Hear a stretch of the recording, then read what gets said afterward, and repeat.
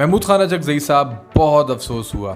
سنا تھا کہ سیاست کے سینے میں دل نہیں ہوتا لیکن دماغ نہیں ہوتا, یہ نہیں سنا تھا. پارلیمنٹ کے پہلے دن پہلے اجلاس میں آپ کو بھولنے کا موقع دیا اور آپ نے پوری تقریر عسکری اداروں کے خلاف کر ڈالی.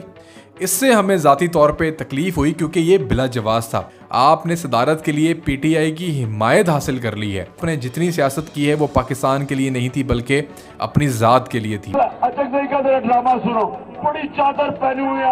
فوج خود کو سیاسی معاملات سے بالکل علیحدہ کر چکی ہے. اس کی مثال 2024 کا الیکشن ہے. کوئی انٹرنیشنل ادارہ بھی یہ رپورٹ نہیں کر رہا کہ فوج نے 2024 کے الیکشن میں اپنا اثر و رسوخ استعمال کیا. تو میرے خیال سے یہ پاکستان کی جمہوریت کے لیے ایک بہت بڑی کامیابی ہے. اب آپ نے پارلیمنٹ کے پہلے دن پہلے اجلاس میں کیوں عسکری اداروں کے اوپر اور فوج کے اوپر تنقید کی ہے؟ اب کیا تکلیف ہے آپ